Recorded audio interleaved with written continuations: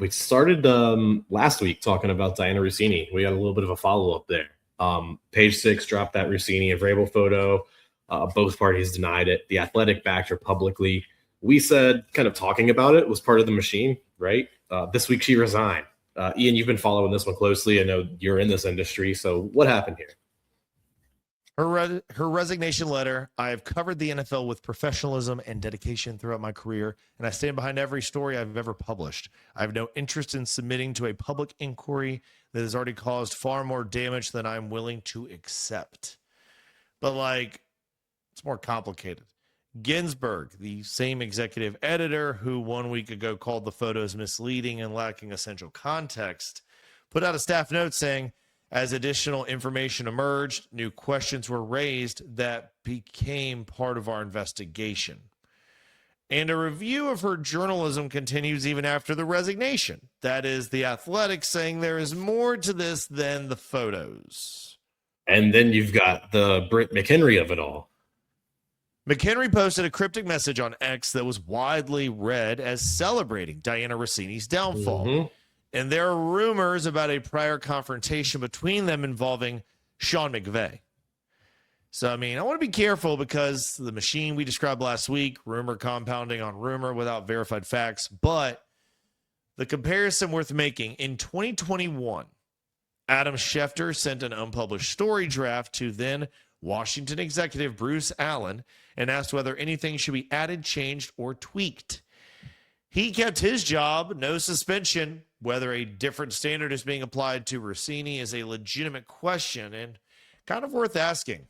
Yeah, this is an interesting angle that I've heard talked about. I think Jamel Hill was talking about it a little earlier this week, where it is a little bit of kind of a double standard here, right? Like this Schefter story is very real.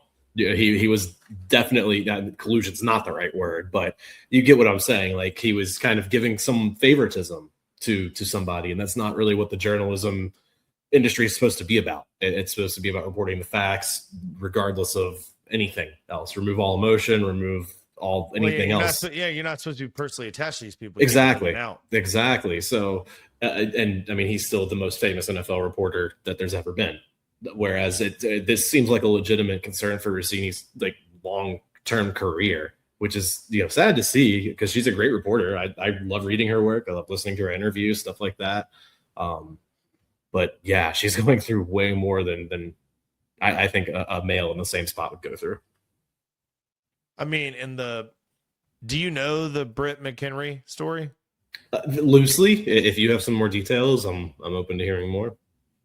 I mean, allegedly they got in a fight outside of a restaurant or something when it was discovered that they believe they both might be sleeping with the head coach of the Rams, Sean McVay. Mm-hmm. Okay. So whether that's true or not, I don't know. But clearly, by the way McHenry was posting, she either A, has a completely different axe to grind with Dianna, B, something like that or that happened, or C, something else in her life happened and she was just, putting up something cryptic to people in her circle and it got extrapolated in a way people couldn't foresee given how long.